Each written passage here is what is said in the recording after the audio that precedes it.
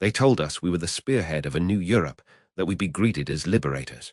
Well, the only thing that liberated us, the only thing that truly welcomed us to Russia, was the cold. You train for war thinking about the bullets, the bayonet drills, the glorious charge. You don't train for the emptiness in your gut, a hollowness that grows until it's bigger than your own body, a void that swallows your courage and your thoughts. Back in the training camp in Germany, we complain about the stew, call it ditch water with surprises. But it was warm, it was regular, you knew when you get it. That predictability, that simple knowledge, became a luxury we'd kill for later. I remember the first ration crate we got on the front line, somewhere outside a village whose name I've burned from my memory. It was 40 below. The tins of meat weren't just cold, they were frozen solid, like iron cannonballs. We had to put them on the stove, what passed for a stove in our dugout, a rusty drum with a chimney pipe that glowed red and threatened to burn the whole frozen earth roof down. The sound of that frozen meat hitting the side of the drum was a dull, dead thud. You'd stand there, your breath a cloud of desperation, listening to the ice inside slowly crackle and melt, the tin finally starting to hiss, and your stomach would be screaming, a raw, animal sound that drowned out the wind. That's the first thing you learn. The artillery is loud, sure, it shakes the world, but it's a guest. The hunger, that's the tenant. It moves in and never leaves. It talks to you all day and all night. It becomes your constant companion, a louder, more insistent enemy than any Russian sniper because you can't shoot it, you can't hide from it, it's inside you. So you become a scavenger. You stop being a soldier and you start being a rat, a crow, anything that can find a scrap. There were rules, unspoken, but as strict as any military protocol.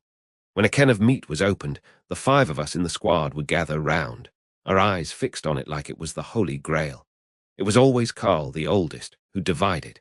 He had a rusty spoon, and he'd be meticulous about it, weighing each lump of greasy grey meat on the spoon, making sure each portion was exactly equal.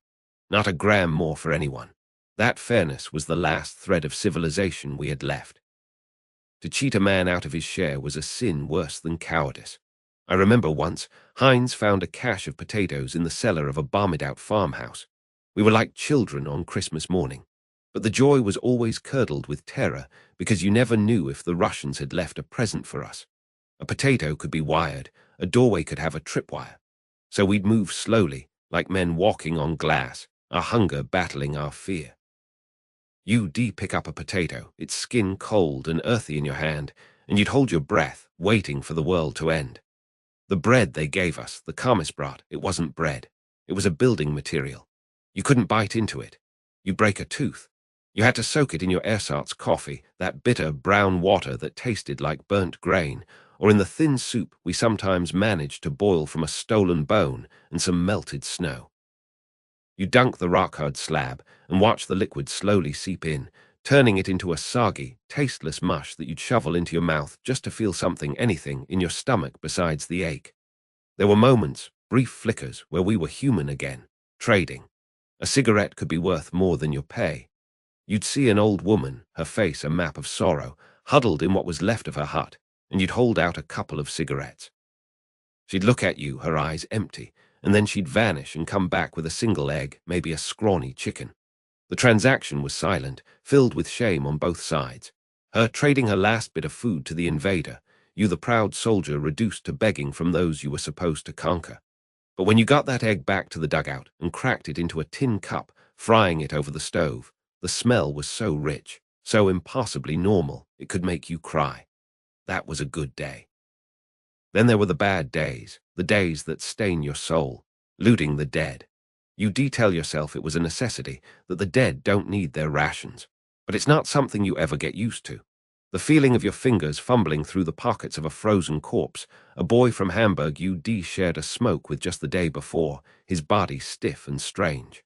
Or worse, a Russian soldier lying face down in the snow.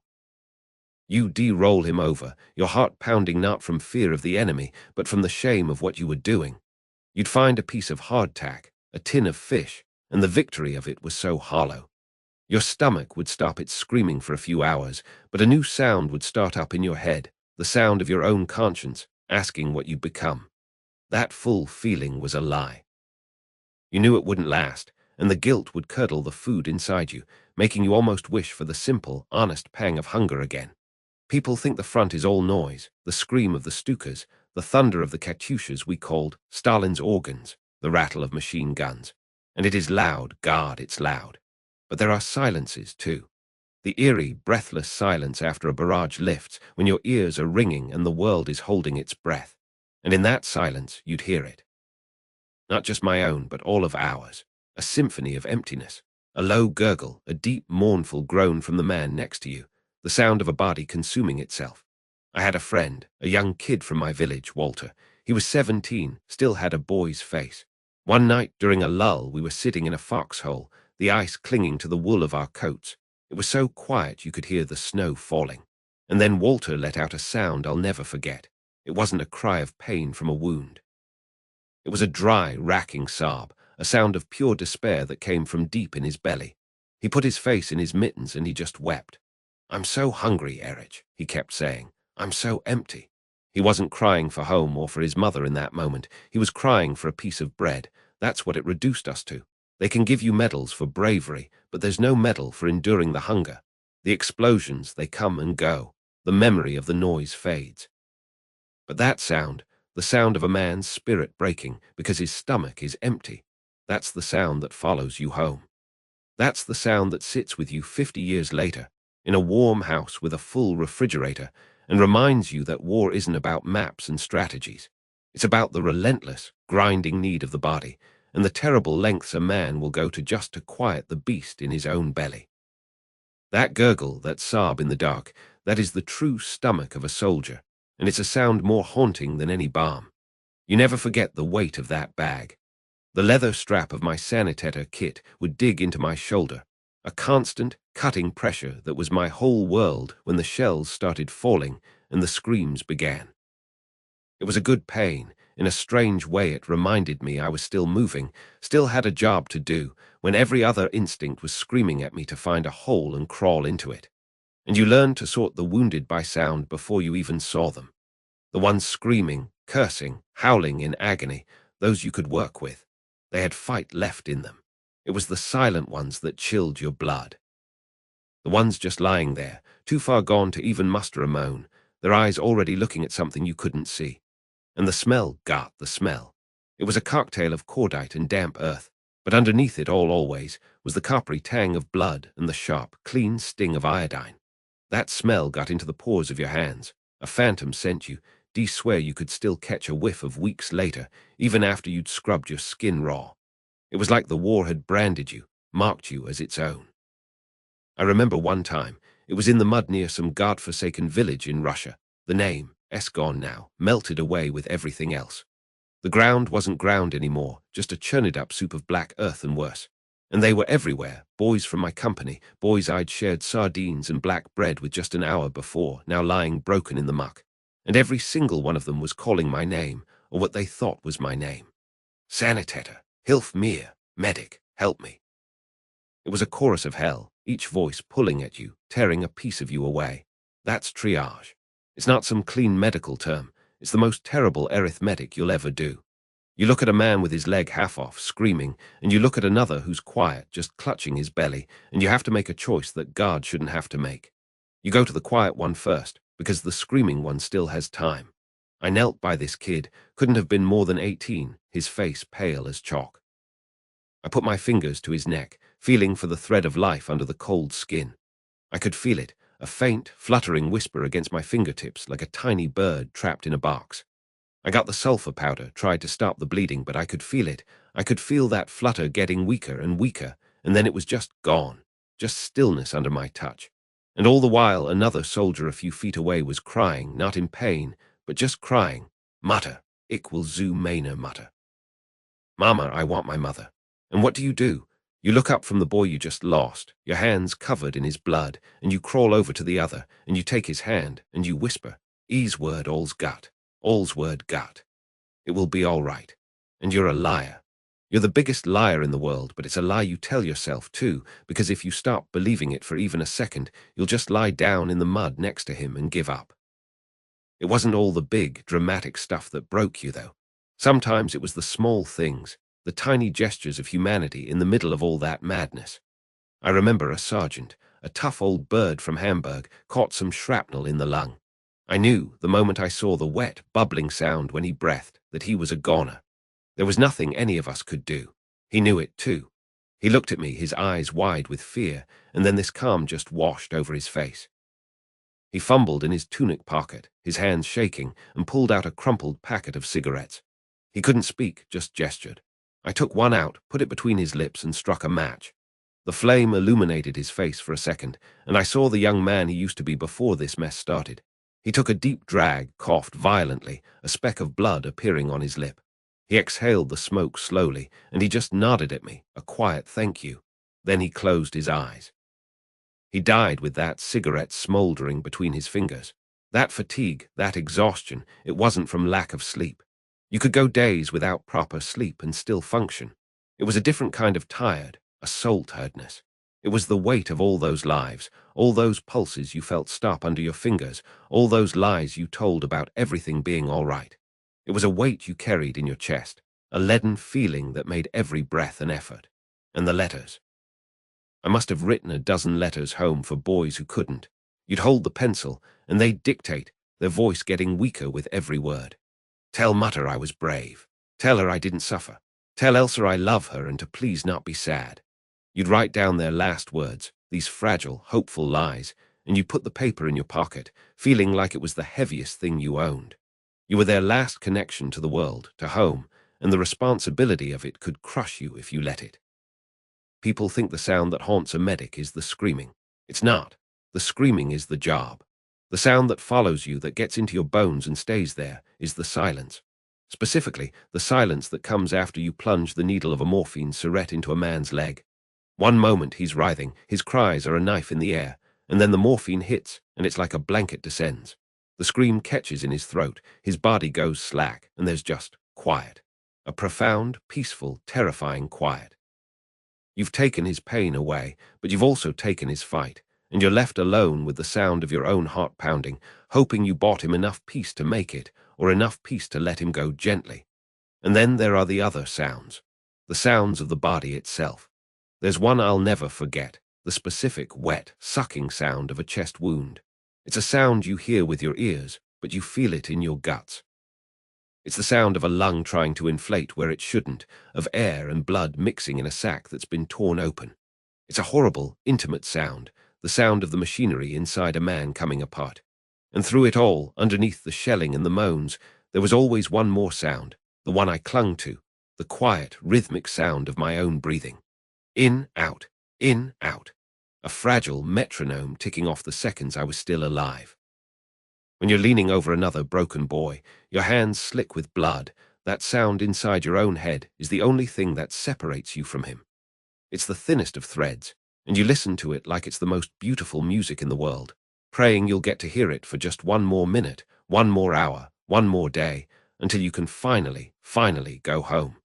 You get used to the sounds, see? That's the first thing you learn out there in the mud. It ain't about being brave. It's about learning the rhythm of the thing, like a terrible, ugly piece of music only you and the other poor bastards can hear. At first, it's just noisy, deafening, world-ending chaos that shakes the teeth right in your head. But after a few weeks in a hole dug into the cold, wet earth, your ears get smart. You learn to tell the difference between the harassing fire, the Feuerball meant to keep your head down and ruin your sleep, and the real thing. The real thing, an assault coming, it has a different sound altogether. It's deeper, more concentrated, like a storm cloud deciding to sit right on top of you and pour down hell. It's the sound of the world getting smaller, until all that's left is your little patch of dirt and the man next to you. But the other sounds, the quiet ones, those were the ones that really got inside your head. You'd hear them at night, when things got still.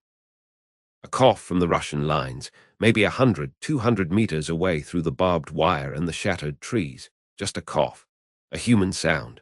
Or sometimes, if the wind was right, you'd catch a snippet of a song, a deep voice singing something mournful in a language you didn't understand, but the feeling you understood perfectly. It was the same feeling we all had. Homesickness. That heavy weight in your chest. You'd look over at Klaus or France, and you wouldn't have to say a word. You just see them staring off into the dark, listening, and you knew they were thinking the same thing you were. There's a guy over there, just like me, sitting in his own mud, missing his own home, scared of his own death. It created a strange kind of, I don't know, a fellowship, I suppose. A fellowship of misery. And there were rules. Not the rules from the high command, typed up on clean paper miles behind the lines. No, these were the unwritten rules, the ones that developed between us, the poor bloody infantry on both sides. You'd learn the patterns. The patrols, for instance. A lot would go out at certain times, and you just knew after a while that Ivan had his own schedule. And sometimes, by some silent, mutual agreement, you'd just miss each other. You'd hear a rustle in a shell crater, see a shadow move, and you'd just look the other way. Nobody shot. It was an understanding.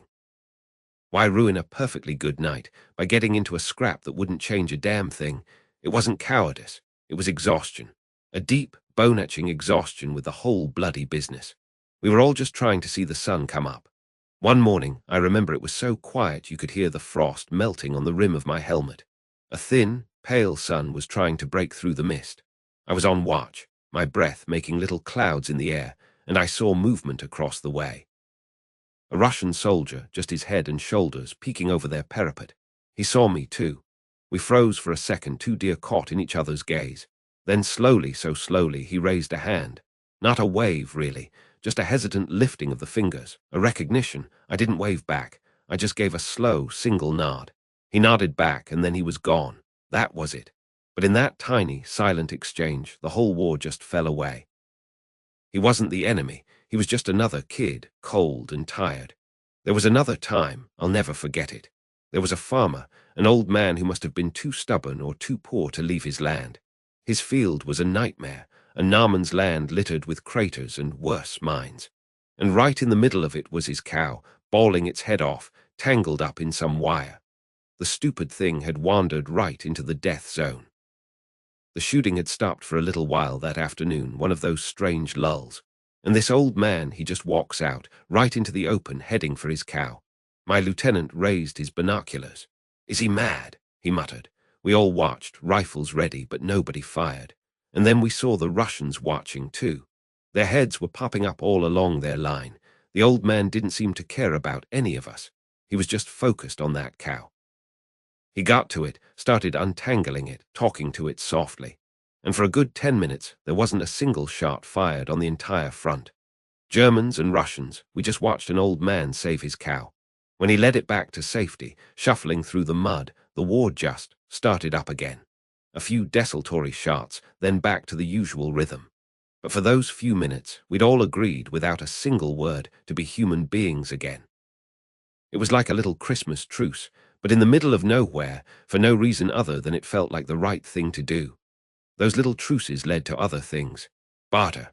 It started small. We had this tinned coffee, awful stuff really, but it was strong. The Russians, we'd heard, had real bread, dark rye bread that smelled like heaven. One day, one of our guys, a kid from Hamburg named Eugen who had more nerve than sense, took a tin of coffee and during a quiet spell, crawled out to a shattered tree stump that was about halfway between the lines. He left the tin there and scurried back. We waited. An hour later, a Russian soldier did the same thing. He left a loaf of bread wrapped in a bit of cloth. Eugen went back out and got it. That stump became a kind of marketplace. Not every day, but sometimes. A tin of beef for a packet of cigarettes.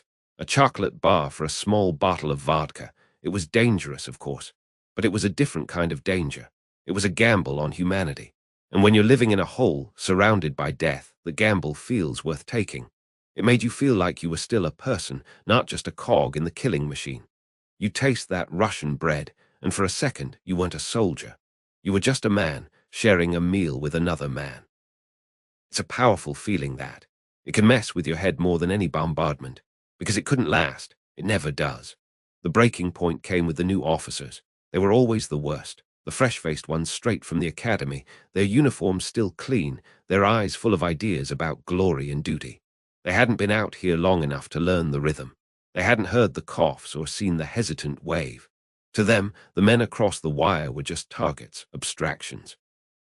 I remember the gut-wrenching feeling when Lieutenant Weber, a kid who couldn't have been more than 20, called us together. He had that eager, nervous energy. "Men," he said, "we're going to show them we're not asleep out here. A raid tonight. We go over at 200, take a prisoner for interrogation and cause some havoc." There was a silence among us older guys. We looked at each other. France, a grizzled old sergeant who'd been in Poland and France, just shook his head slightly, his eyes closed. This would break it. This would break the fragile peace we'd built. It wasn't a piece of treaties. It was a piece of exhaustion, of mutual understanding. And this boy with his shiny boots was about to shatter it for a bit of ribbon on his uniform. We tried to hint at it. "Sir, it's been quiet lately," France said carefully. "They don't bother us, we don't bother them." But Weber wouldn't have it. "That's exactly the problem, Sergeant. Complacency. We are here to fight a war." And that was that. The order was given. That night, crawling through the mud towards their wire, my heart wasn't pounding with fear of death, not like you'd think. It was pounding with a different kind of dread. I was thinking about the guy who left the bread. I was thinking about the harmonica player I heard some evenings. I was aiming my rifle at shadows that had become, in a strange way, my neighbors. And when the flares went up, painting the world in a ghastly, flickering white light, and the shooting started, it felt wrong. It felt dirtier than usual. I saw a Russian soldier scrambling out of a forward post, and our machine gun caught him. He didn't just fall, he crumpled. And in that second I saw him. Not a uniform, but a man, with a face contorted in surprise and pain. It was the same face I'd seen peeking over the parapet that frosty morning. We managed to grab a terrified kid as a prisoner and scrambled back to our lines. The raid was a success. But back in the bunker, covered in mud and someone else's blood, there was no celebration. We just sat there, avoiding each other's eyes. The coffee tasted like ash. The guilt that followed wasn't the guilt of killing you learn to bury that deep, or you go mad. It was the guilt of betrayal. We had broken a bond, a human bond. We had been given these tiny, fleeting moments of grace, these reminders that we were all just men caught in this madness, and we had spat on them. The silence from the Russian lines the next day was heavier than any shelling. It was a disappointed silence. The rules were gone, and that's when the real terror set in. Because the silence was more terrifying than any bombardment. The bombardments you understood. The silence meant the rules were gone. It meant the understanding was broken. It meant they were coming. And they did. A few days later, they hit us with everything they had. It was a fury born of that broken trust. The war was back to being simple again. Us and them, kill or be killed. And in the middle of that fresh hell, what haunted me wasn't the scream of the Katyushas, we called them Stalin's organs. A terrible, wailing sound. It was the memory of the quiet sounds. The sound of that harmonica. That's the sound that still haunts my dreams, even now, 50 years later. It would always start at dusk, just as the light was fading into that deep, cold blue. A simple, sad tune drifting across the frozen ground from the Russian lines. It was a folk song, I suppose. I never knew what it was called, but you didn't need to know the words. The melody said it all. It spoke of widdy open fields, of love lost, of home. It was the most human sound in that inhuman place. We'd stop whatever we were doing, just for a minute, and listen. Nobody said a word. You'd see the hard men, the ones who'd seen too much, just close their eyes and listen. And for a second, the lines on their faces would soften. That sound, that simple, lonely harmonica, highlighted the utter absurdity of the whole war. Here we were, ready to kill each other at first light, yet in this moment we were sharing this tiny piece of beauty, this ache for a world that made sense. That sound didn't belong to the Russians. It belonged to all of us. It was the sound of everything we'd lost, everything we were fighting for and couldn't even remember why. And after our raid, after we broke the truce, the harmonica stopped. I never heard it again. And in its absence, the war became just a war again. But I still hear it. In my dreams, I hear that harmonica playing across the frozen fields, and I see the faces of the men I served with, and I see the face of that Russian soldier I saw for just a second in the flare light, and I wonder if he ever made it home to play his harmonica again. That's the sound that haunts me.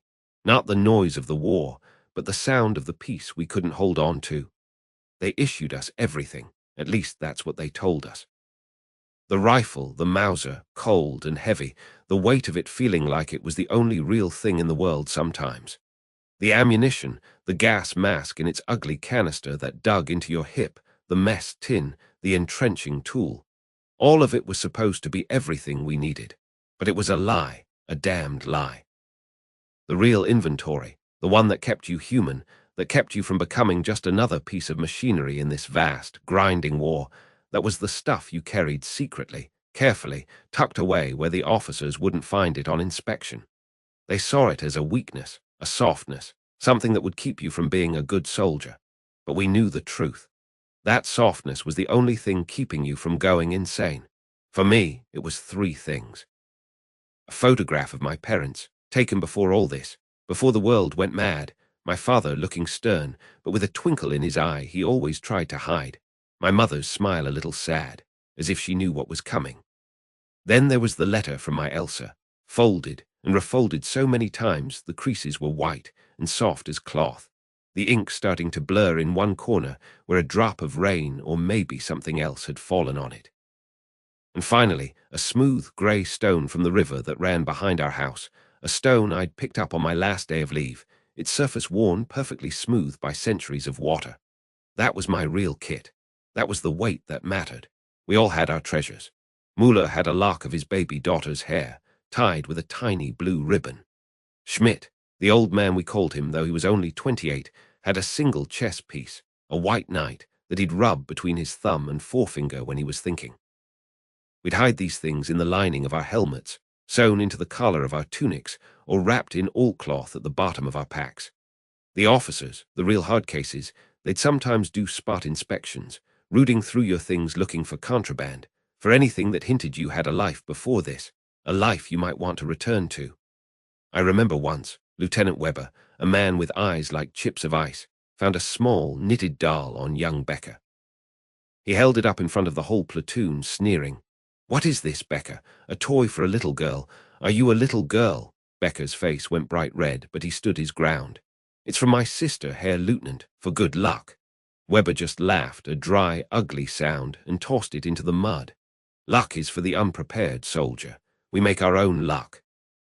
But after he'd stalked off, we all helped Becker find it, wiping the mud off carefully, and from then on, we all made sure our most precious things were hidden even better. It was a silent pact between us. You don't touch a man's soul. At night, in the foxholes, or in some ruined barn stinking of damp straw and rot, that's when the rituals happened. That's when we'd take out our little pieces of home. The war would go quiet for a few minutes, just the distant thump of artillery or the nervous chatter of a machine gun far away, and we'd retreat into ourselves. I'd take out Elsa's letter. I didn't even need to read it anymore. I knew every word by heart. "My dearest Karl, the apple tree in the garden is in bloom, and it reminds me of you." But I'd unfold it anyway, my fingers tracing the creases, each fold a map leading back to a better time. I could smell the faintest trace of her perfume on the paper, or maybe I just imagined I could, but that didn't matter. It was real to me. Sometimes, one of the boys would have a photograph, a dojed picture of a town square or a family sitting around a table, and it would get passed around. No one said much. Each man would look at it, really look at it, and you could see the change in his eyes. He wasn't here in this frozen hell anymore. He was there in that sunlit square, smelling fresh bread, hearing the church bells. Then he'd hand it back and say something simple like, "Looks like my town," or "My mother has a tablecloth just like that." And that was enough. That was the whole conversation. It was a communion, a way of sharing the weight of being so far from everything we loved. And before an attack, that was the most important ritual of all. The waiting was the worst part.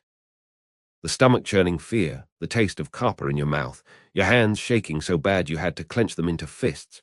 That's when you'd see it. A man would reach into his pocket, his movements furtive, quick, and he'd pull out his keepsake. A St. Christopher medal kissed. A photograph stared at for a few seconds, a silent message sent across the miles. For me, it was the stone. I'd clutch it in my left hand, my rifle in my right, and I'd feel its cool, smooth surface. I'd close my eyes and I'd be back by that river, hearing the water rush over the rocks, feeling the sun on my face, and for just a second the fear would lessen. It wasn't a prayer to God, not really. God felt very far away from the Eastern Front. It was a prayer to home, to the past, to the future I desperately hoped was still waiting for me. Then the whistle would blow, the officer would scream, "Vorwärts."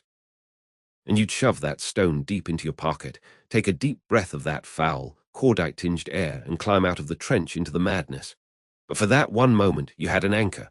Losing that anchor, that was a special kind of heartbreak. I saw it happen to Jansen. A mortar round landed right on his position. When the dirt and smoke cleared, he was okay, shaken but alive. But his pack was gone, vaporized. He didn't care about the rations, the spare socks, none of it. He was on his hands and knees, frantically digging through the churned-up earth, his fingers bleeding, a desperate, keening sound coming from his throat. My photo, he kept repeating. It was a picture of his wife and his newborn son, a son he'd never seen except in that photograph. We helped him look for what felt like an hour, but we found nothing, just scraps of canvas and metal. The light went out of Jansen's eyes that day. He became quieter, more reckless. It was as if the last thread connecting him to home had been severed. He was killed a week later outside of Kursk. I often wondered if he'd just stopped caring, if without that photo, the will to fight his way back to them had just evaporated. Then there was the other side of it, the terrible responsibility when it happened to someone else. When a man didn't make it, one of us who was close to him would be tasked with gathering his personal effects to send home. It was the worst job in the world. Going through a dead friend's pockets, feeling the residual warmth of a body that was now gone, finding the little things he cherished. I had to do it for Hans, my bunkmate since basic training. He had a harmonica he was always trying to play badly, but it made us laugh. And he had a stack of letters from his mother, every single one she'd ever sent him, tied with a piece of string.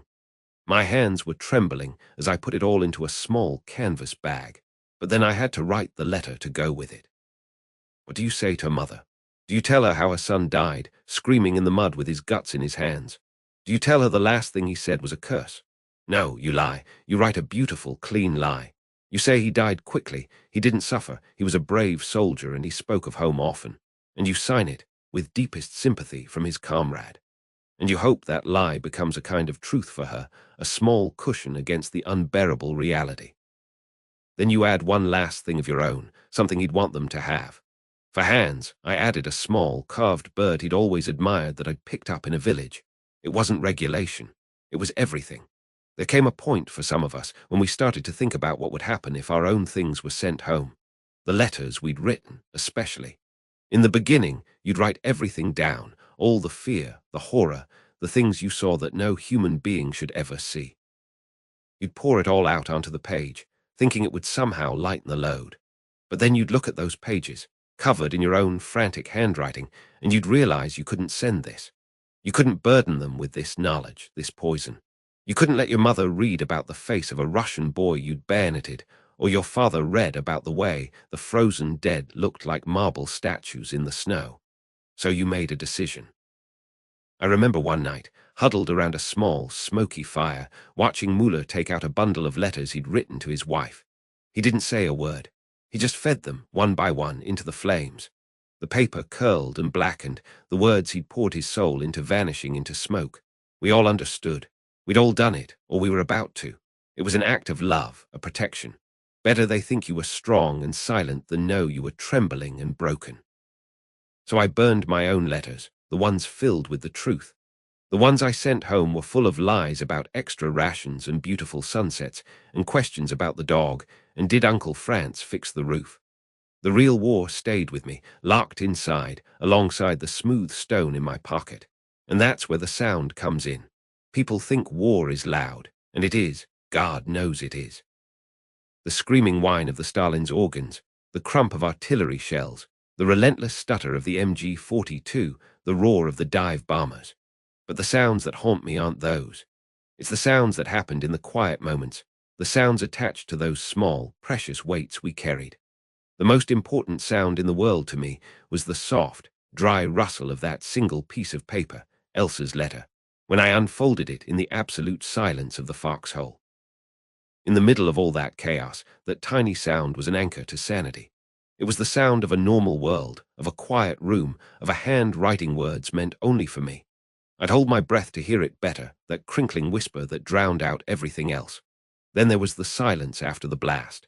A shell would land close enough to make your ears ring and your head spin, and for a few seconds afterwards, there would be this deafening, pressurized silence.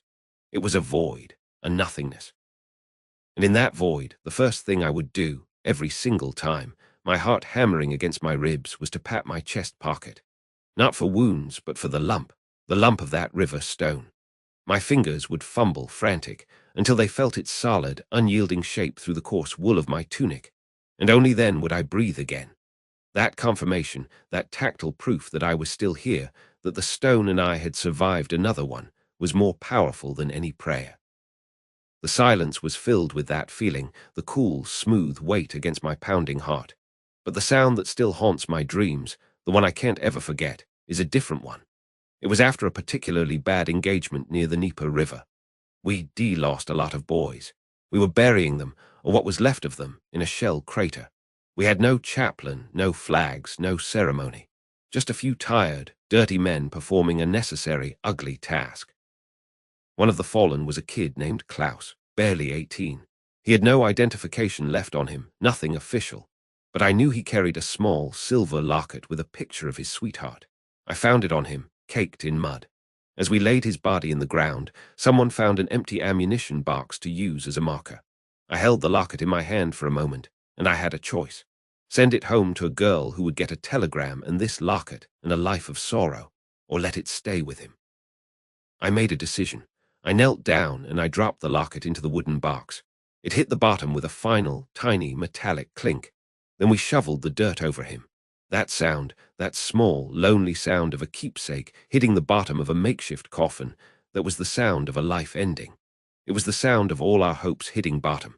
It was quieter than a whisper, but it echoes louder in my head than any artillery barrage ever could. That's the weight I still carry. Not in my pocket anymore, deeper than that. They come down the muddy track in a rickety Opel truck, the same way we all did, their faces pale and unformed under helmets that still look new, that haven't been battered by rain and mud and the backs of our shovels. We watch them from the edge of the tree line, a silent, mud-caked jury, and we don't say a word. We just look. You see your own ghost in their eyes, that boy you used to be, full of beer and bad poetry and ideas about glory that seem so stupid now they're almost a joke that stopped being funny a long time ago. We weren't sizing them up with hostility, not really. It was a grimmer calculation. You looked at the tall, skinny one and thought, he'll be fast, but he won't have the stamina. The broad-shouldered fellow with the farmer's hands, he might be strong, but he's a bigger target. You weren't judging them. You were betting on which of them would make it through the week. That's the first thing they don't tell you. That survival becomes a numbers game you play in your head, a way to keep your own terror at bay by calculating the odds on someone else. The sergeant barks a welcome, but the real welcome is the silence from us, the veterans, the way our eyes strip them down to their bones. The first lesson starts right away, before they've even dropped their packs. One of them, a kid with hair so blonde it's almost white, starts scraping at the earth with his entrenching tool like he's digging for potatoes in his mother's garden. Klaus, my old buddy, my foxhole partner from the beginning, he just sighs, a sound heavier than any pack, and walks over. He doesn't yell. His voice is low, almost a whisper, like the earth itself might be listening. "Deeper, son," he says. "Your life is measured in centimeters now. You dig until you hit water or hell, whichever comes first. That shallow scrape will get you killed by a near miss. Your coffin isn't made of wood out here, it's the hole you didn't dig deep enough." And the kid, he looks up, his face slick with sweat and confusion, and he starts digging like a man possessed, his hands already blistering. I saw Klaus give that same lesson to a boy named Peter from Hamburg, back in the autumn. Piece of shrapnel found Peter anyway, but it was a small piece, and it only took his eye instead of his life because his hole was deep. Klaus said it was a good trade. I still have Peter's harmonica. It's in my pocket right now, a bent, silent thing. The manual they gave you in basic training, it's a fantasy, a fairy tale for children. The real manual is written in mud and blood, and it's passed from one tired man to another. It's taught in a whisper in a rainful ditch. The first page is about listening. You have to learn the music of death, the orchestra of hell. The rumble of our own guns going out is a comfort, a deep bass note. The incoming stuff, that's a different song. A low whistle that rises in pitch, that's passing overhead. Thank God, you can breathe again. But the one that starts high and sharp and just screams, a tearing of the very air itself, that's the one you learn to fear down in your soul. That's the one that has your name on it. That sound is a physical thing. It punches you in the chest before the explosion even comes. And in that fraction of a second, you have to decide if you're going to press yourself into the mud or throw yourself flat. You learn to tell the difference between the crack of a Russian sniper's rifle, sharp and close, and the dull, distant thump of a mortar being launched miles away, a sound that gives you a few precious seconds to find cover. It becomes a language, this listening. And you learn the other lessons, the ones about the small things. You always eat the good stuff first. That tin of liverwurst, the chocolate, the cigarettes, you enjoy them the moment you get them. You don't save them for a special occasion. A tomorrow out here is a promise nobody can keep. I saw a man once, Heinz, a big fellow from Bavaria. He got a parcel from home with real smoked sausage, his mother's finest. He was saving it.